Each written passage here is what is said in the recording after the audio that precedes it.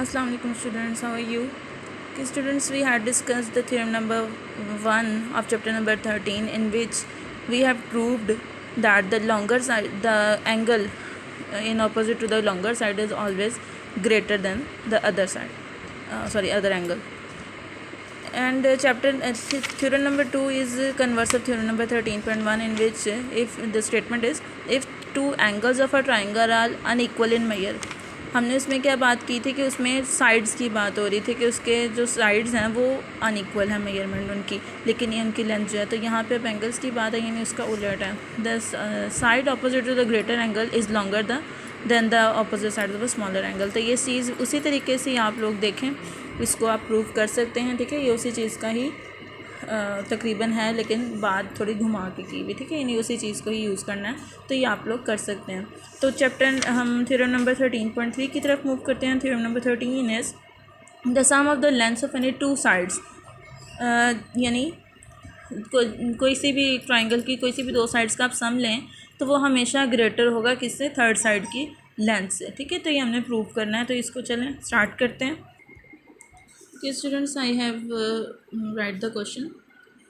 Okay, firstly make a triangle so that it would be easy to simplify it. Okay, here is a triangle with name A B C.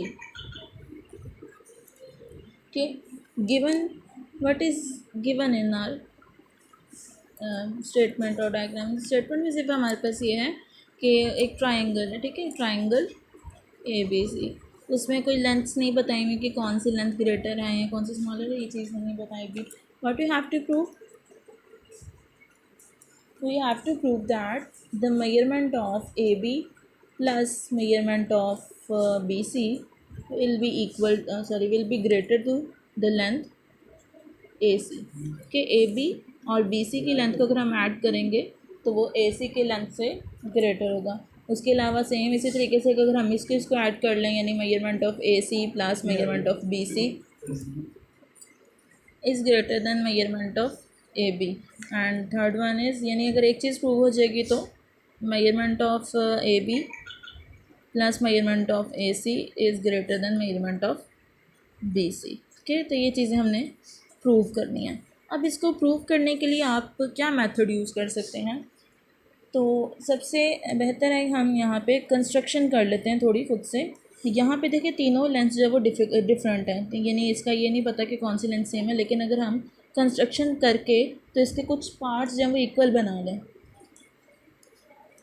ठीक है, construction point लेते हैं. हम क्या करते हैं, यहाँ पे कोई पॉइंट D ले लेते हैं.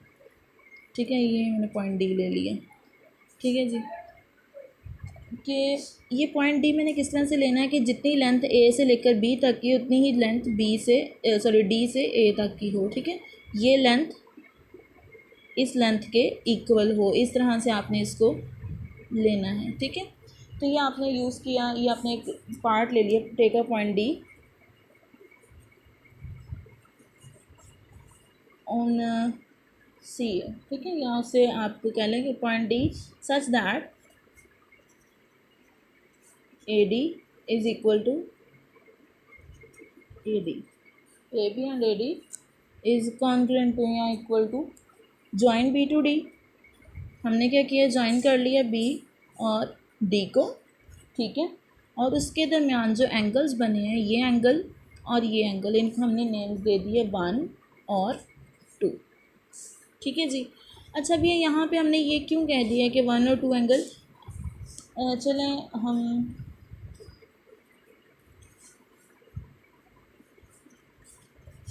ये हमने किया जी, name the angles A1 and measurement of 2, ये हमने एंगल्स दिए हैं. ठीक है, अब हम करते हैं इसको प्रूफ में चलें. स्टेटमेंट्स हम क्या करेंगे, हम इसमें ये जो हमारी अपनी बनाई हुई कंस्ट्रक्ट की हुई ट्राइंगल है उसको लेके चलेंगे. ठीक है, कंस्ट्रक्शन में हमने ट्राइंगल ली इन ABD. ठीक है, यानी इस ट्राइंगल की बात कर रहे हैं. अब इस ट्राइंगल में हमें पता है कि angle 1 is equal to angle 2. ऐसा क्यों है, क्योंकि जब लेंथ सेम होती हैं तो वो लेंथ जिस डायरेक्शन में जा रही होती हैं उनके एंगल्स भी जो उस एंगल्स भी जो हैं वो सेम होते हैं। ठीक है, क्यों हमने वह कह दिया, ये हमने रीज़न दे दिया कि AD will is congruent to A B. ठीक है, ये हमने रीज़न दे दिया इसका। दूसरा पार्ट हम देखते हैं कि measurement of D B C is greater than measurement of 1। ऐसा क्यों है? मेजरमेंट यानी डी बी सी, ये जो एंगल इसका है ये टोटल, ये एंगल 1 से ग्रेटर है। ये भी हमें देखने से पता चल रहा है कि टोटल एंगल बी का ये है। ठीक है, यानी डी बी सी का हम टोटल देखें तो वो ये एंगल है, लेकिन 1 जो है वो उसका स्मॉलर पार्ट है, तो 1 से वो ग्रेटर है। ठीक है, क्यों हमने रीज़न दे दिया कि measurement of D B C is equal to measurement of 1 plus measurement of angle A B C. यानी एंगल ए बी सी जितना है ये वाला एंगल और साथ में ये 1 टोटल ऐड होगा तो फिर डी बी सी एंगल बनेगा। इसलिए हमने कहा कि डी बी सी एंगल जब वो 1 से ग्रेटर है। सेम इसी तरीके से हम कह सकते हैं कि 2 भी इससे ग्रेटर होगा। ठीक है, sorry, statement number 1 measurement of 2। अच्छा, हमने अब 2 को क्यों कह दिया कि वो ग्रेटर है? क्योंकि हमने कह दिया था कि 1 और 2 दोनों इक्वल हैं, तो बाय 1 एंड 2। ठीक है, हमने ये भी चीज़ प्रूव कर दी। अब आ जाते हैं इस लार्जर ट्रायंगल की तरफ, डी बी सी की तरफ। ठीक है, डी बी सी को यूज़ करते हैं।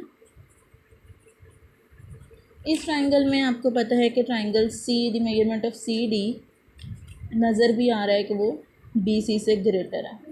ठीक है, बाय स्टेटमेंट नंबर 3 हमने इससे भी प्रूव कर लिया कि ज़ाहिर वो उससे ग्रेटर है, तो फिर सी डी वाली जो लेंथ है वो भी ग्रेटर होगी। ठीक है, अब हम कह सकते हैं कि मेजरमेंट ऑफ ए डी हमें किससे मिली थी? Measurement of A D plus, यानी ये जो लेंथ है और साथ में ए सी लेंथ है, दोनों ऐड होंगी तो हमें मिलेगा मेजरमेंट ऑफ बी सी।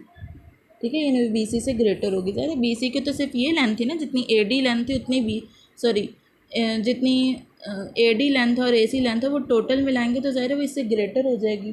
ठीक है, हमने ये क्यों कह दिया? क्योंकि मेजरमेंट ऑफ सी डी जो थी वो किससे मिल रही थी? ए डी से और ए सी से। ठीक है, तो ये हमें पता चल रहा है। तो हम कह सकते हैं, अब ये देखें, आपको हमने शुरू में बात कर ली थी कि ए डी जो है वो ए बी के इक्वल है, तो हम यहाँ पे कह सकते हैं कि ए डी और ए बी इक्वल है। तो मैं यहाँ पे इसको पुट कर देती हूँ कि measurement of A B plus measurement of A C will be greater than measurement of B C. ठीक है, ये हमने क्यों कह दिया? क्योंकि हमने कंस्ट्रक्शन में लिखा था कि measurement of A D will be congruent to measurement of A B. ठीक है, ये कंस्ट्रक्शन में था। ठीक है जी, अब हम यहाँ पे ये भी कह सकते हैं, देखिए अब यहाँ पे ये पता चल गया कि दो साइड्स को ऐड करें तो वो तीसरी साइड से ग्रेटर है। तो फिर सिमिलरली आप बाकी जो पार्ट्स हैं इसके वो भी इसी तरह से लिख सकते हैं। सिंपली मतलब उसको सॉल्व करने की ज़रूरत नहीं, बस आप ये कह दें कि जो बाकी जो 2 प्रूफ के पार्ट्स थे यानी ए सी और B C will be greater than A B and A B plus A C is greater than B C. ठीक है, तो ये आपने जैसे इसके फिर सिमिलर, जब आप एक को प्रूव कर रहे हैं तो फिर सिमिलरली कह के आप दोनों बाकी जो स्टेटमेंट्स हैं वो इसी तरीके से लिख सकते हैं। ठीक है जी, कि स्टूडेंट्स, तो इसके साथ हमें ये पता चला कि कोई भी ट्राइंगल है उसके तीनों साइड्स, एक तो कभी उसकी 2 साइड्स का सम जो है वो तीसरी साइड के इक्वल नहीं होगा। ठीक है, और 2 साइड्स का सम हमेशा ग्रेटर होगा तीसरी साइड से। ठीक है, और 2 साइड्स का सम जो है वो तीसरी साइड से लेस नहीं आएगा कभी भी। तो इससे ये जो चीज़ हमने इस थ्योरम में देखी उसके मुताबिक एग्जांपल नंबर 1 बहुत आसान है। इसको आप देख सकते हैं कि ये आपको दिए गए कुछ स्टेटमेंट्स, कुछ सेट्स दिए गए हैं 2, 3 एंड 5। तो आप 2, 3 को ऐड करें, आंसर 5 के इक्वल आ रहा है। तो हमने कहा है कि वो ग्रेटर होना चाहिए, तो इसलिए हमने इसको कहा कि ट्राइंगल की लेंथ यानी सेम ट्राइंगल की लेंथ नहीं है। हो सकता है किसी ट्राइंगल की लेंथ हो लेकिन सेम एक ही ट्राइंगल की तीनों लेंथ नहीं है। सेकंड में देखें 3, 4 एंड 5 है, तो 3, 4 का आप ऐड करें आंसर 5 से ग्रेटर होगा। अगर आप 4, 5 का ऐड करें तो आंसर 3 से ग्रेटर होगा, और अगर आप 3, 5 का ऐड करें तो आंसर 4 से ग्रेटर होगा। इन तीनों सूरतों में 2 को ऐड करने से तीसरे आंसर से वो ग्रेटर बन रही है। तो इसको आप कहेंगे this is a set can form a triangle. और मैंने ये भी बात की है कि यहाँ पे लेस होना चाहिए, नहीं जो लेस नहीं होना चाहिए, हमेशा जो सम है वो ग्रेटर होना चाहिए। लेकिन यहाँ पे 2 + 4 करने से आंसर 6 आ गया जो कि 7 से लेस देन है। ठीक है, तो ये जो ट्राइंगल है ये नहीं पॉसिबल। ठीक है, तो इसी तरह से एग्जांपल नंबर 2 भी, एग्जांपल नंबर 2 तकरीबन ए बी सी एक ही ट्राइंगल है। तो ए से आप मीडियन फाइंड करेंगे, मीडियन ड्रॉ करेंगे। ठीक है, तो डी पे वो कट कर रहे हैं, तो वहाँ से आपने प्रूव करना है कि ए बी और ए सी को ऐड करें तो वो 2 ए डी के से ग्रेटर होगा, यानी इस पार्ट से ग्रेटर होगा। तो ये भी आप इसी तरीके से आप इसको देखिएगा, ये हो जाएगा। इसी तरह से एग्जाम्पल नंबर 13 3 भी जो है वो आप ट्राई कीजिएगा। ठीक है जी, अपना ख्याल रखिएगा। अल्लाह।